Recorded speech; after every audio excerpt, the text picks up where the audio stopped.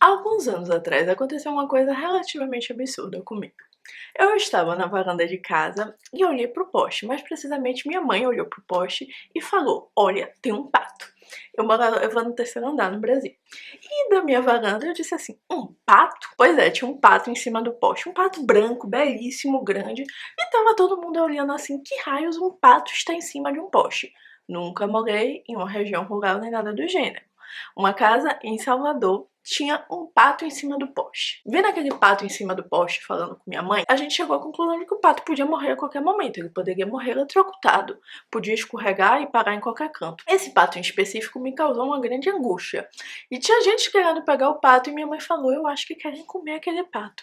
Aquilo assim me causou uma revolta muito grande. Era um pato tão bonito. Eu queria pegar aquele pato pra mim e parecia um pato de pelúcia. Eu disse: "Meu Deus, o que que se faz quando tem um pato em cima de um poste de energia? O que é que você faz?" Eu olhei assim: eu conseguia resgatar o pato? Claro que não. Até era relativamente perto o poste, mas ele estava em um outro poste, não necessariamente no poste do lado da minha janela. E um poste de alta tensão, né, gente? Eu sou maluca, mas nem tanto, né? Teve os nossos momentos. Isso foi no meio da pandemia. Aí eu peguei e pensei: o que que se faz quando tem um pato dentro de um poste? O que que todos os filmes me ensinaram? Eu disse: vou ligar pros bombeiros. Peguei meu telefone, liguei pros bombeiros e falei assim: nossa, tem um pato em cima do poste, vocês podem resgatar? Eu não sei se vocês fazem esse trabalho. Eu realmente não sei até hoje, porque eu acho que o bombeiro achou que era um trote ou qualquer coisa. Ele falou: como é que é?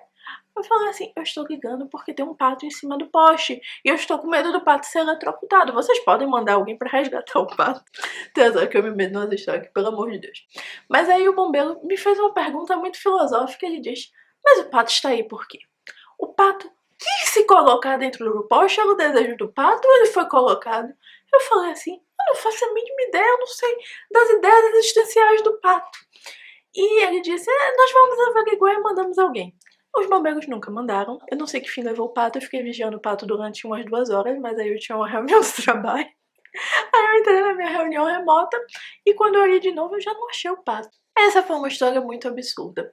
Mas aquele questionamento filosófico sobre o pato queria estar aqui, o pato foi colocado naquela situação, me fez pensar em situações muito absurdas e em coisas absurdas que trazem uma reflexão filosófica interessante. É por isso, em homenagem a este querido pato, e depois desta introdução que vocês devem estar se perguntando pra onde raios ela quer chegar com isso, que eu decidi começar aqui no canal um quadro falando de filmes que são pato no poste. Ou seja, são filmes que aparentam ser um pouco estranhos, mas podem trazer reflexões muito boas.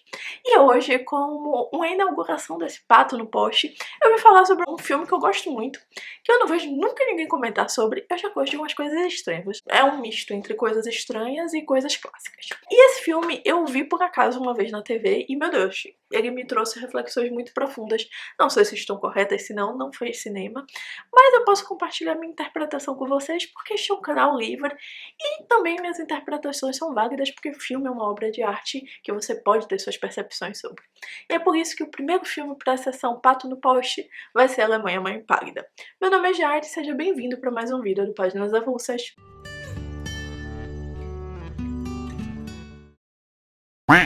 Depois dessa introdução, que com certeza foi a maior introdução aqui do canal, vamos falar sobre Alemanha Mãe Pálida. Alemanha Mãe Pálida é um filme de 1980 que vai contar a história de Lena. Lena é uma jovem, classe média mais ou menos, que vive na Alemanha.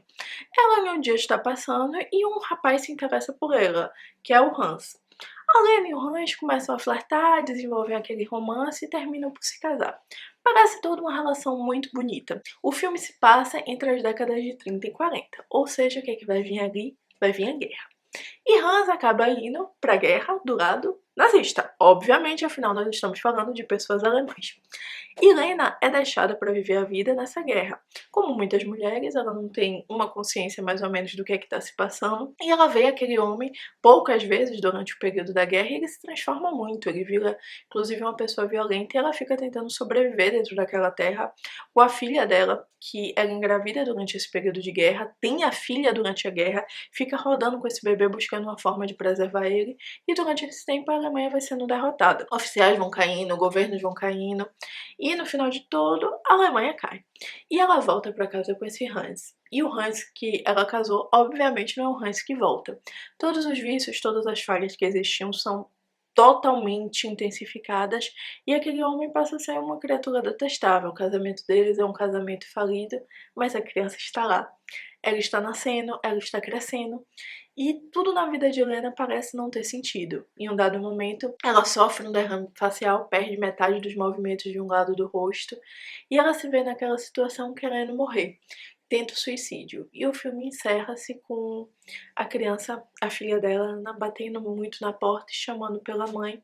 E quando nós achamos que Helena está morta, ela volta daquele jeito totalmente estranha para acudir sua filha, abraça sua filha e termina o filme.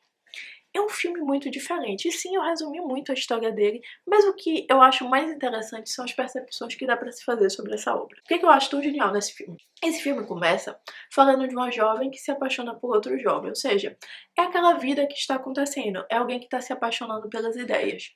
Eu sinto que a relação da Helena com o Hans, de certa forma, como ele vai pro exército, ela serve pra personificar a relação da própria Alemanha com aquelas ideias novas, com aquelas ideias dos exércitos, da Alemanha, de uma glória, de uma vida que poderia ser boa.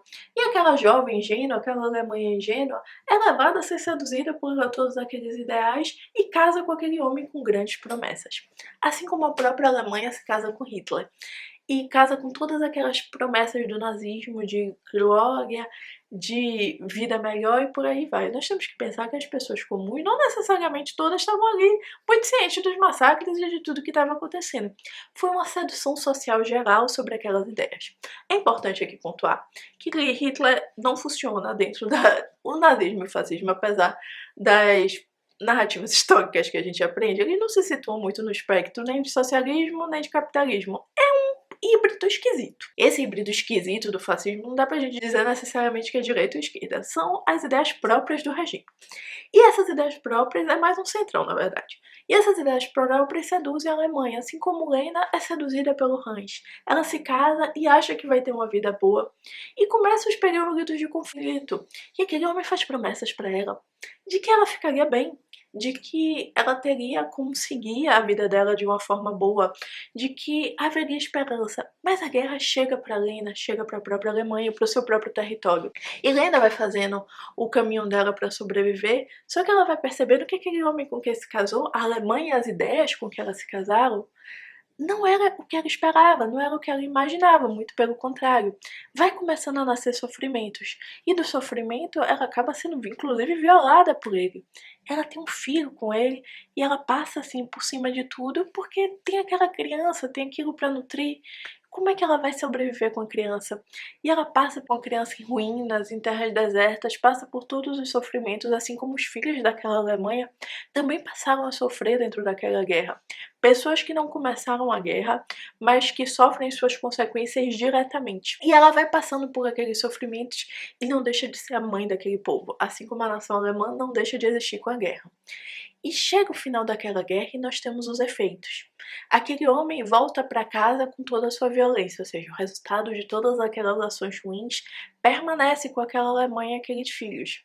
E ela não prospera economicamente e ela fica sempre subserviente aos outros, ela sempre fica numa posição menos inferior, assim como foi com o próprio país. O país ficou deficitário, ele sofreu uma série de empecilhos econômicos. E parte daquelas pessoas que conviviam com ela, depois da guerra prosperaram, assim como outras nações que até se relacionaram com a Alemanha, continuaram suas vidas diferentes da Alemanha. E a Alemanha ainda tem que estar ali para a filha, Lena ainda tem que estar ali para Ana. E Lena vai levando aquela vida pensando o que ela fez de si, o que ela fez da sua juventude. Assim como nós podemos pensar que a nação também pensa o que ela fez de si, o que é que ela fez de tudo que ela tinha de potencial, de tudo que ela foi depois do crescimento da Primeira Guerra. E Lena vai seguindo adiante essa vida com essa filha até o momento que tem um derrame na face dela. Pra mim esse é o momento que personifica essa minha interpretação do filme. Eu nunca procurei pra ver se tinha uma interpretação, eu estou falando pra vocês as minhas percepções, dizendo aqui. Mas pra mim esse é o momento que dá pra ver na Lena a própria Alemanha. Por quê? Uma face dela fica paralisada.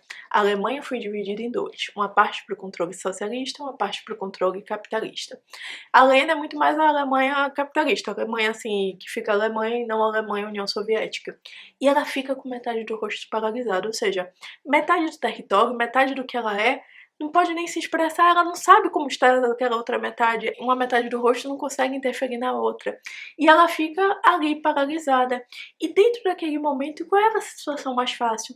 A situação mais fácil era se negar enquanto país, morrer enquanto país, perder sua identidade nacional e se fragmentar.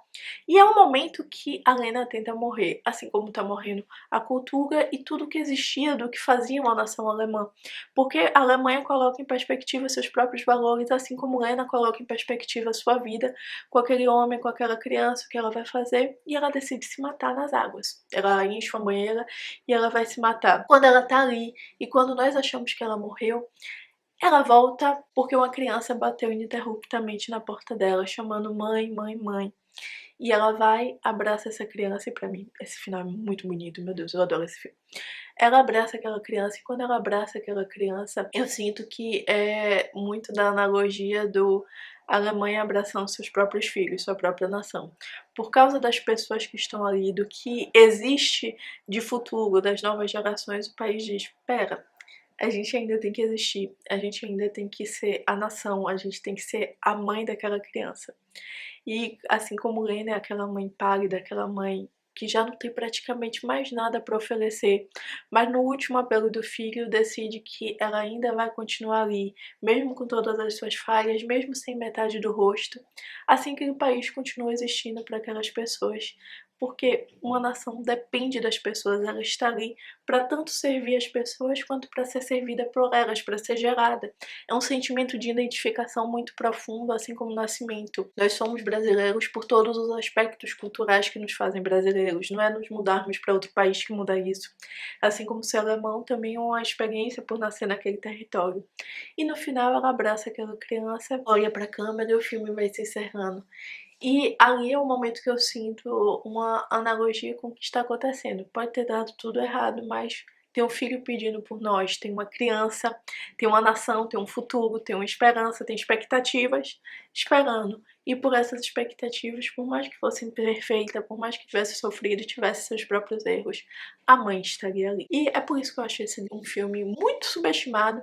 Eu vi passando na cultura uma vez assim, totalmente aleatória. Procurei na internet porque eu achei fascinante. Não sei se é a percepção certa, mas decidi dividir com vocês.